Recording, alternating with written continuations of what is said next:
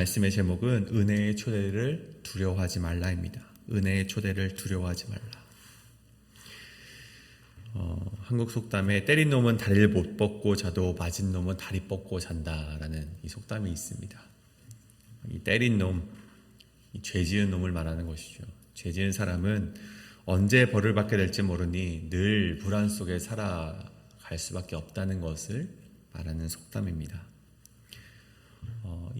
이 속담처럼 죄는 시간이 지난다고 저절로 사라지는 것이 아님을 보여주고 있습니다.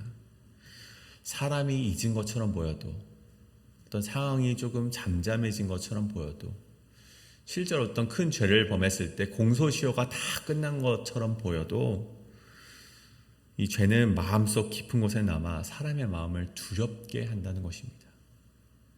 작은 일에도 불안하게 만들고, 상대방 말 한마디도 의심하게 만들고, 은혜로 주어진 자리조차 심지어 심판의 자리처럼 느끼게 되는 것이 바로 죄 지은 자의 마음이라는 것이죠. 오늘 본문에 나오는 요셉의 형제들이 바로 그러한 모습이었습니다. 그들은 이제 계속되는 기근 가운데 양식을 구하러 애굽에 다시 내려왔습니다. 겉으로 보면 그들의 문제는 먹을 것이 없는, 정말 그들이 이 환경 때문에 죽을 수밖에 없는 환경의 기근처럼 보였지만, 오늘 본문은 우리에게 더 깊은 기근을 보여주고 있는데, 그것은 단순히 양식이 없는 기근이 아니라 죄로 인해 하나님과의 관계가 메말라 버린 영적인 기근이었다는 것이었죠. 오늘 요셉은 그들을 해치려는 것이 아니라 오늘 그 형제들을 이 만찬의 자리로 초대를 하는 것을 오늘 말씀에 기록을 하고 있습니다. 그런데 형제들은 그 초대를 기쁨으로 받아들이지 못하고 오늘 두려워하고 있음을 보여주고 있습니다. 왜 그렇습니까? 그들의 마음속에는 이 하나님과의 관계가 메말라버린 그런 영적 기근이 있었기 때문에, 그리고 오래전 그들이 여전히 가지고 있었던 그 죄로 인한 죄책감이 그 안에 있었기 때문에 그들의 마음은 두려움이 가득했다는 것입니다.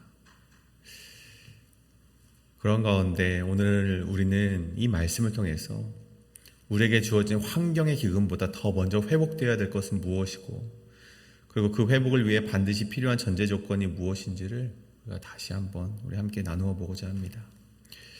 오늘 두 가지로 그 말씀을 나누어 볼 텐데, 첫 번째는 주어진 환경의 기근 속 하나님과의 영적 관계의 기근을 회복해야 한다입니다.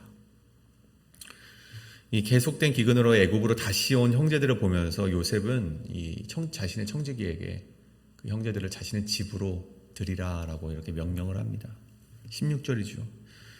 이 사람들을 집으로 인도해드리고 짐승을 잡고 준비하라. 이 사람들이 정오에 나와 함께 먹을 것이니라.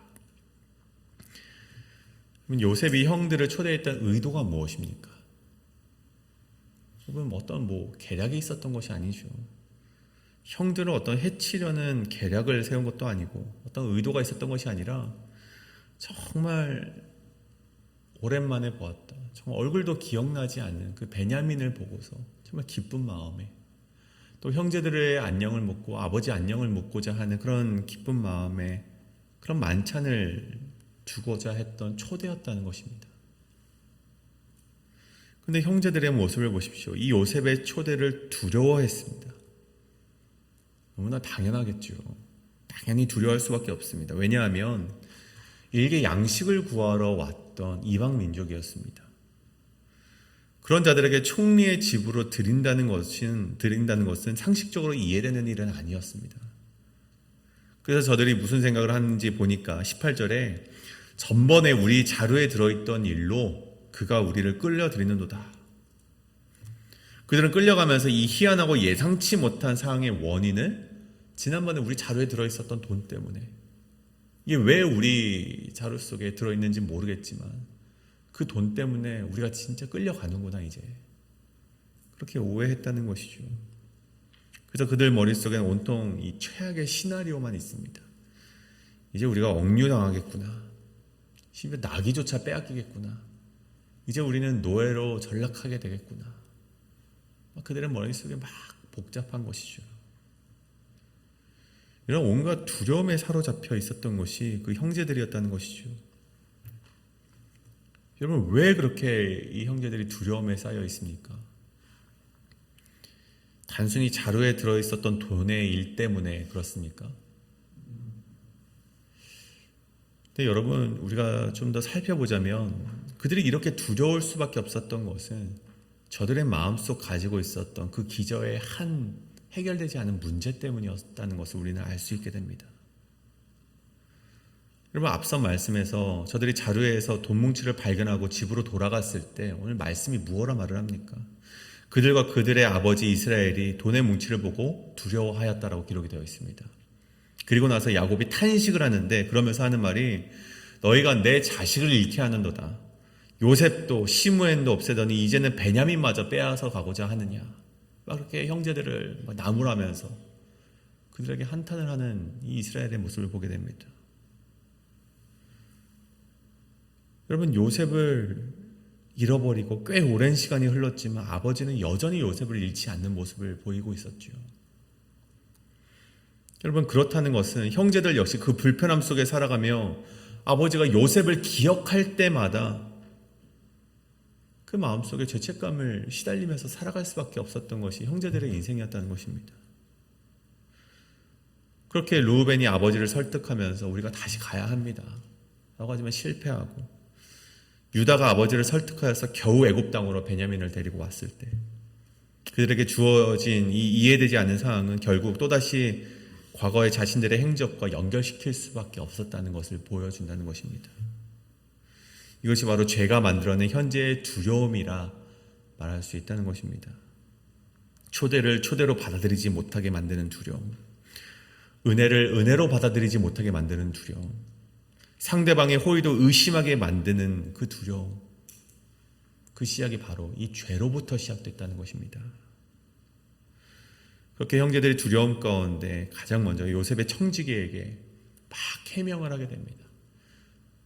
청지기시여, 이것은 오해입니다. 우리가 저번에 가니까 자료 속에 우리 돈이 들어있었는데 우리가 그 돈 가져왔습니다. 그리고 그 돈뿐만 아니라 오늘 양식을 또 사려고 다른 돈도 가져왔습니다. 막 해명을 해요. 그 끌려가는 와중에 우리가 뭐 잘못될까봐 막 해명을 합니다.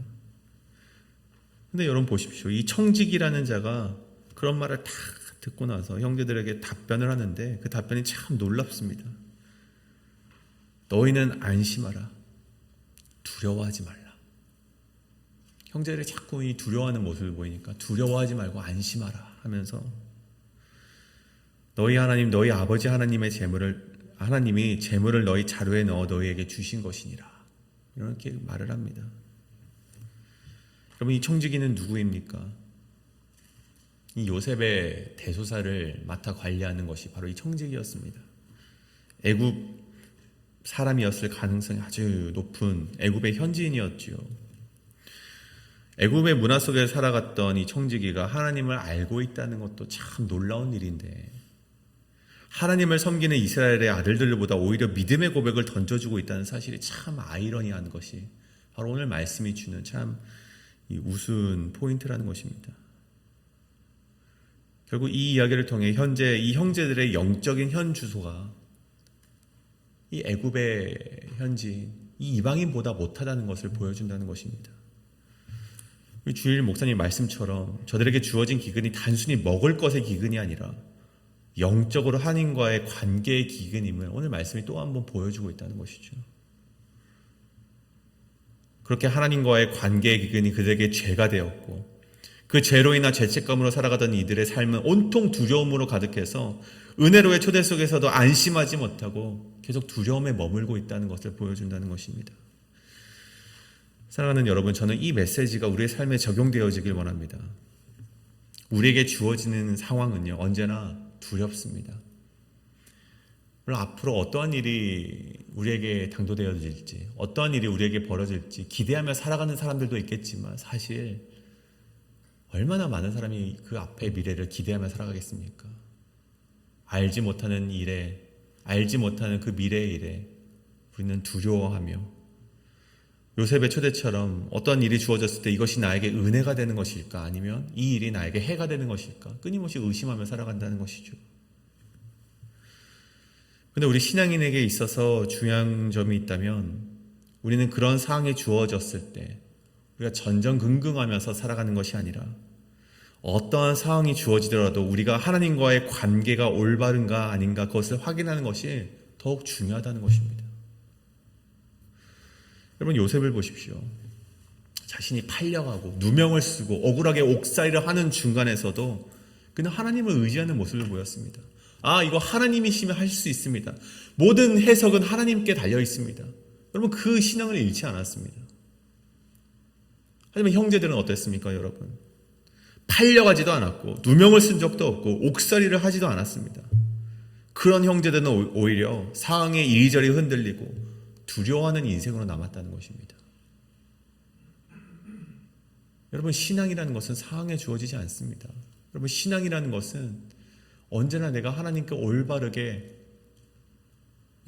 올바르게 관계하고 있는가, 그래서 점검하는 이들에게 주어지는 것이라는 사실입니다. 우리에게 무엇보다 중요한 것은 환경의 기근이 회복되는 것보다 영적인 기근이 회복되어 있는가 아닌가, 그것을 날마다 끊임없이 체크하며 우리가 그것을 점검하며 살아가는 것이 바로 참된 신앙인의 모습이라는 것이죠. 사랑하는 여러분, 주어진 상황을 바라보면서 두려움의 시나리오를 쓰기보다 먼저 하나님 앞에 나아와 영적인 기근을 해결하고 관계를 회복하시길 우리가 애쓰시는 그 성도들이 여러분이 되시길 간절히 소원합니다. 상황은 여전히 기근일지 모릅니다. 그러나 우리가 하나님과의 관계가 바로 서 있다면 우리는 두려움의 자리가 아니라 은혜의 만찬의 자리를 경험하게 될 것입니다.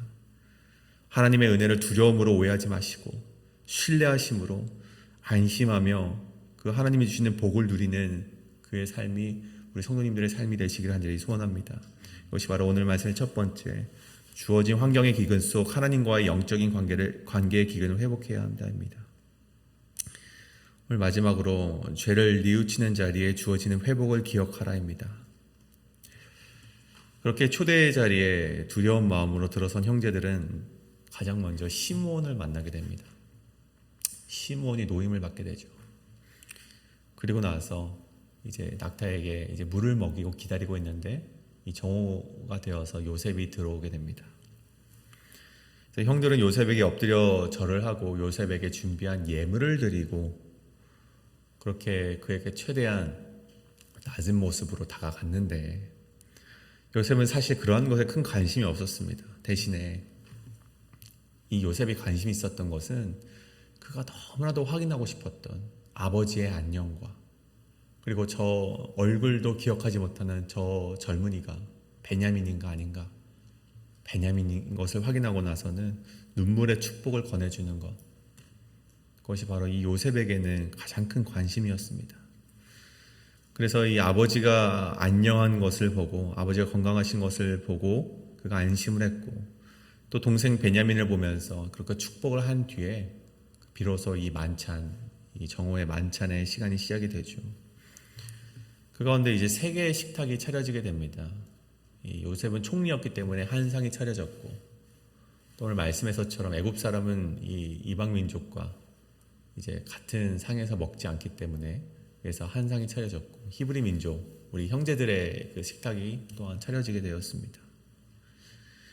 그 가운데 한 가지 또한 우리 사건이 일어나게 됐는데 이제 요셉이 형제들을 나이순으로 앉히는 그런 사건이 일어납니다. 형제들이 놀랄 수밖에 없죠. 여기서 이 형제들이 이상하게 여겼다. 이것은 이 타마흐라는 말로 이상히 여기는 것을 넘어서 경악했다라는 표현이 있었습니다. 그러니까 저들이 생각할 때 요셉의 이런 행위가 참 경악스러운 것이죠. 와, 어떻게 우리가 소개하지도 않았는데 어떻게 우리를 나이순으로 앉힐 수가 있는가. 그렇게 두려움 가운데 또 요셉이 저들에게 음식을 주는데 동생에게 5배나 많은 음식을 주었다라고 또한 기록을 하고 있습니다. 이것은 단순히 요셉이 베냐민과 같이 같은 어머니 밑에서 난 자이기 때문에 이 베냐민을 더 사랑했기 때문에 5배나 준 음식을 주었는지 혹은 형제들의 이 시기심을 테스트하기 위한 어떤 계략이었는지 사실은 말씀에 기록되지 않았기 때문에 우리는 알 수는 없습니다. 다만 요셉은 그렇게 5배나 되는 음식을 베냐민에게 주었지만 그 상황에서 모두가 시기 질투 없이 즐거워하는 것을 보았다는 것이, 요셉의 그 모습을 보았다는 것이 오늘 이야기의 포인트가 되는 것이죠. 여러분, 이 가정의 잔혹한 비극이 시작된 원인이 무엇이었습니까? 앞전의 말씀 창세기 37장을 보면 아버지가 요셉을 편애했고 그것의 시기 질투로 인한 그런 그 마음 때문에 요셉이 팔려가게 된 것이 이 문제의 시작이었다는 것이죠. 만약 오늘 이 요셉이 이 베냐민에게 5배나 되는 음식을 더 주었을 때 형제들이 여전히 그 마음속에 시기 질투심이 가득한 자로 남아있었다면 오늘 말씀에는 그들이 수군거렸다거나 그들이 그것을 보고 의아하게 여겼다거나 혹은 그 모습을 보면서 시기 질투하였다라는 기록이 있어야만 하는데 오늘 그런 말씀은 없다는 것입니다. 왜 총리가 저 아이만 그렇게 이뻐하는가? 그런 말씀이 기록되어 있지도 않고, 총리가 저 아이를 예뻐하니 베냐민을 이용해서 이 상황을 계속해서 좋게 유지해야겠다. 그런 말씀이 기록되어 있을 법도 한데 그런 말씀 전혀 없이 모두가 즐거워하였다라는 말씀이 기록되어 있음을 보게 됩니다. 그럼 이 말씀을 통해서 우리가 알 수 있는 것은 무엇입니까?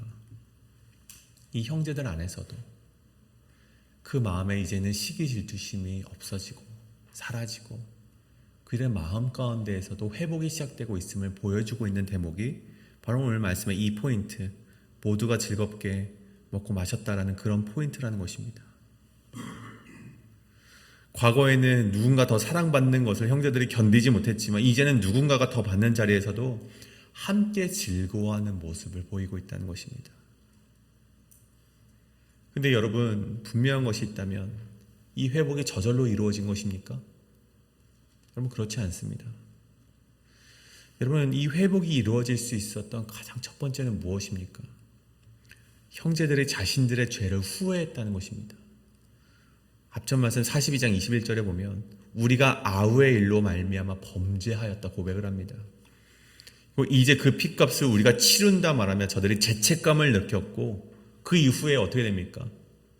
그들에게 삶의 변화가 있었습니다. 아버지에게 반드시 베냐민을 데려오겠다라고 약속을 하면서 그들이 이곳 애굽으로 왔다는 것입니다. 그리고 오늘 우리가 나누지 않았지만 내일의 말씀 또 그 다음 말씀을 보면 베냐민을 놓고 가라는 말씀 가운데 유다가 결박을 하면서 그럴 수는 없다, 그렇게 할 수 없다라고 하는 것을 보며 이 형제들이 변화한 모습을 우리가 마주하게 된다는 것이죠. 그리고 그러한 죄책감과 후회와 변화된 모습을 통하여서 이 애굽 땅으로 왔고 그 죄의식으로 인해서 여전히 두렵고 떨리는 마음이 있었지만 요셉의 초대에 응해서 그 집으로 돌아왔습니다. 뿐만 아니라 요셉이 형들에게 복수하지 않고 자기 아픔을 품고 저들에게 초대의 손길을 내밀어주는 희생이 있었기 때문에 그 회개와 희생과 그 사랑으로 인하여서 주어진 것이 바로 이 회복이라는 것입니다. 다시 한번 말하길 중요한 것은 저들이 자신들의 죄악을 후회하며 같은 행동을 답습하지 않은 것이 바로 이 회복의 시작점이었다는 것입니다. 그리고 그것을 받아주는 희생의 사랑, 그것이 결국 오늘 말씀의 회복으로 우리에게 들려지게 되었다는 것이죠. 물론 요셉이 애굽의 총리가 되었기 때문에 이 극적인 드라마가 더 감동이 되는 것이 사실이지만 형제들이 뉘우치고 돌아올 수 있었던 것 역시 하나님의 역사하심 속에 일어나는 것임을 우리는 반드시 기억해야만 합니다. 하나님께서는 요셉의 삶에만 역사하신 것이 아니라 우리 형제들의 삶 속에서도 하나님은 역사하셨음을 우리는 반드시 기억해야만 한다는 것이죠.